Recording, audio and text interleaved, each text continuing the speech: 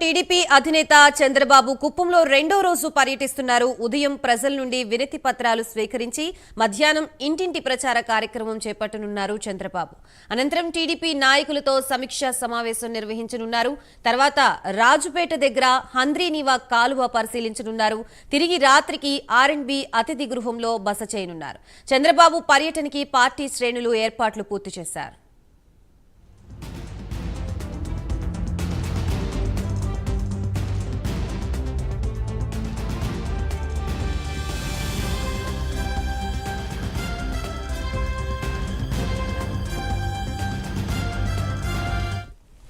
మొదటి రోజు కుప్పం పర్యటనలో చంద్రబాబు బిజీగా గడిపారు. ఒకే రోజు 4 కార్యక్రమాల్లో పాల్గొన్నారు. ముందుగా కొత్తపేట కన్యకా పరమేశ్వరి అమ్మవారిని దర్శించుకున్నారు. అనంతరం మహిళలతో చంద్రబాబు ముఖాముఖి నిర్వహించారు. ఆ తర్వాత బహిరంగ సభలో పాల్గొన్న బాబు వైసీపీ అరాచకాల్ని ఎండగట్టారు. చివరగా బాబు నగర్లోని ముస్లింలతో ఇఫ్తార్ విందులో హాజరైన చంద్రబాబు టీడీపీ హయాంలో ముస్లింల అభ్యున్నతికి తోడ్పడిన పథకాలపై ప్రసంగించారు.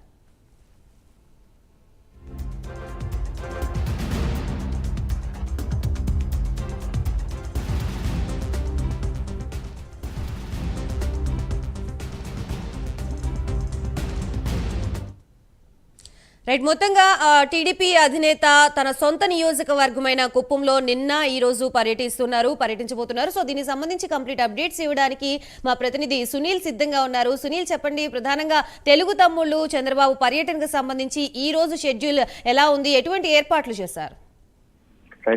మొత్తం మీద చంద్రబాబు పర్యటన 2 రోజుల్లో గాను నిన్న పూర్తి స్థాయిలో తెలుగు తమ్ముళ్లతో కావచ్చు, మొత్తము ముస్లిం సోదరులు, ఇటు మహిళా నేతలతో, అంటే కుప్పం మహిళా నేతలతో పూర్తి స్థాయిలో సమావేశం నిర్వహించి ఇటు రోడ్ షోలు నిర్వహించారు. ముఖ్యంగా తెలుగు తమ్ముళ్ళలో జోస్ తెచ్చిన పరిస్థితి అయితే ఉందని చెప్పొచ్చు. ఎందుకంటే వైసీపీ పాలన ఎండగడుతూ ఇటు కుప్పం ప్రజల్ని, అంటే వచ్చే ఎన్నికల్లో 1,00,000 మెజారిటీ రావాలి, కుప్పం నా ప్రజలకి సంబంధించి అభివృద్ధి పూర్తిగా ఆగిపోయిందని చెప్పేసి ఆయన నిన్న జరిగిన సభల్లో కావచ్చు, ఇటు ముస్లిం నేతలతో చెప్పిన పరిస్థితి ఉంది. ముఖ్యంగా మహిళల కోసం టీడీపీ తెచ్చిన ప్రత్యేక పథకాలను కూడా జగన్ రెడ్డి రద్దు చేశాడని, తన ఆదాయం కోసం నాసిరకం మద్యంతో సీఎం మహిళలని తాలిబోట్లు కూడా పెంచాడని చెప్పేసి ఆయన నిన్న మహిళలతో మాట్లాడిన మాటలు ఎంతో మందిని ఆకట్టుకున్నాయని చెప్పొచ్చు. ఈ రోజు ముఖ్యంగా చూసుకున్నట్లయితే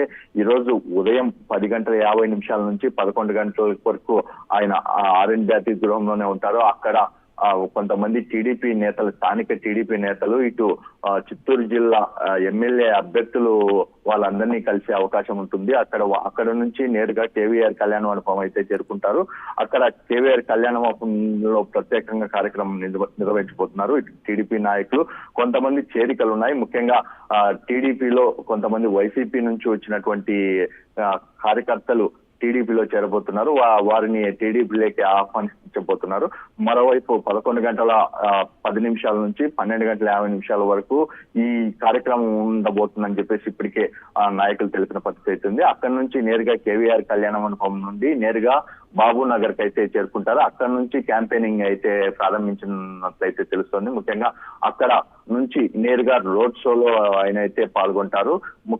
మొత్తం మీద మధ్యాహ్నం వరకు, అంటే మధ్యాహ్నం 2 గంటల వరకు పూర్తి స్థాయిలో ఈ రోడ్ షోలోనే పాల్గొంటారని చెప్పేసి అక్కడ తెలిసిన పరిస్థితి ఉంది. 2 గంటల పైన ఆయన విరామం తీసుకొని సాయంత్రం నేరుగా హంద్రీనివా జలాల ఆ ప్రాంతానికి అయితే చేరుకుంటారు. ఎందుకంటే అక్కడ ప్రాజెక్ట్ కి సంబంధించి పూర్తి స్థాయిలో పరిశీలన జరిపిన తర్వాత రాజుపేట నుంచి కుప్పం కార్యాలయానికి అయితే చేరుకునే పరిస్థితి అయితే ఉంది. ఆయన ముఖ్యంగా ఏదైతే ఈ రోజు పూర్తి స్థాయిలో కుప్పం నియోజకవర్గంలో ప్రతి ప్రాంతాన్ని పర్యటించాలని చెప్పేసి ఆయన మొదటగా చెప్పారు.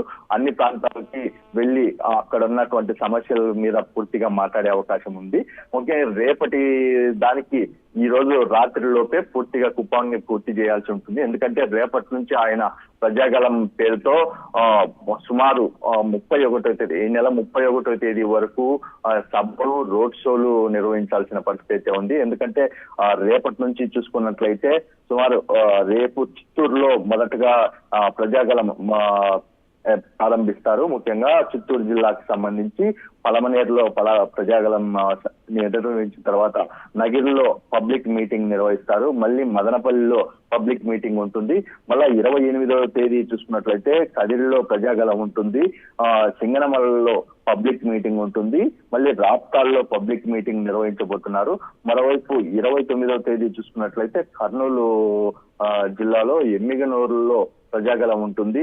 మరోవైపు నందికొట్కూరులో పబ్లిక్ మీటింగ్ నిర్వహిస్తారు. కర్నూలులో రోడ్ షో నిర్వహించినట్లయితే తెలుస్తోంది.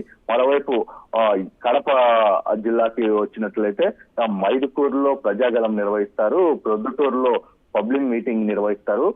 సుళ్ళూరుపేట అంటే ఏదైతే ఈ కేవలం తిరుపతి జిల్లాలకి అక్కడ నుంచి నేరుగా ప్రొద్దుటూరు నుంచి తిరుపతి జిల్లాలకి అడుగు పెడతారు. తిరుపతి జిల్లా సుళ్ళూరుపేటలో పబ్లిక్ మీటింగ్ అయితే నిర్వహిస్తారని చెప్పారు. మరోవైపు శ్రీకాళహస్తిలో రోడ్ షో నిర్వహించేందుకు పూర్తి స్థాయిలో సన్నాహాలు చేశారు. మరోవైపు ఒంగోలుకు వెళ్తారు. అక్కడ నుంచి నేరుగా కొండేపి నుంచి ప్రజాగలం నిర్వహిస్తారు. అక్కడ నుంచి మార్కాపురం చేరుకున్న తర్వాత పబ్లిక్ మీటింగ్ లో పాల్గొనే పరిస్థితి అయితే ఉంటుంది.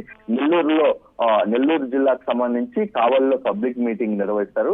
మరోవైపు నెల్లూరు జిల్లాలోనే మళ్ళీ నెల్లూరు సిటీలో కూడా పూర్తిగా తిరిగి రోడ్ షో ఇటు క్యాంపెయినింగ్ చేసిన పరిస్థితి అయితే ఉంటుంది. ఎందుకంటే ఈ నెల 31 వరకు ఆయన కార్యక్రమాలు ఉండడంతో ఈ రోజు మాత్రం కుప్పంలో పూర్తి స్థాయిలో పర్యటించేందుకు ఇది ఏర్పాట్లు చేసిన పరిస్థితి అయితే ఉంది. ఎందుకంటే అక్కడికి ఇప్పటికే నాయకులు అంటే స్థానిక నాయకులు కూడా భారీ స్థాయిలో చేరుకున్నారు. ఆయన కలవడానికి ఇటు తెలుగు తమ్ముళ్ళు భారీ స్థాయిలో చేరుకున్న పరిస్థితి అయితే ఉంది. ఎందుకంటే కొంతమంది చేరికలు కావచ్చు. మరోవైపు ఈ పార్టీకి సంబంధించి కొన్ని పెండింగ్ లో ఉన్నటువంటి సీట్లకు సంబంధించి కూడా ఆయనతో ఈ రోజు చర్చించే అవకాశాలు ఉన్నట్టు తెలుస్తోంది. ఎందుకంటే తంబలపల్లి నియోజకవర్గానికి సంబంధించి మార్పులు ఉంటాయా లేదా అనే దాని మీద కూడా ఈ రోజు కొంచెం నిర్ణయం తీసుకున్నట్లయితే తెలుస్తోంది. మరోవైపు ఏదైతే నిన్న జరిగినటువంటి సమావేశాలు కావచ్చు, మరోవైపు ముస్లిం నాయకులతో కూడా నేనున్నంత కాలం ముస్లింలకి ఎటువంటి అన్యాయం జరగలేదు, రాష్ట్రం అభివృద్ధి చెందాలనే కేంద్రం సాయం అవసరం అన్నాను.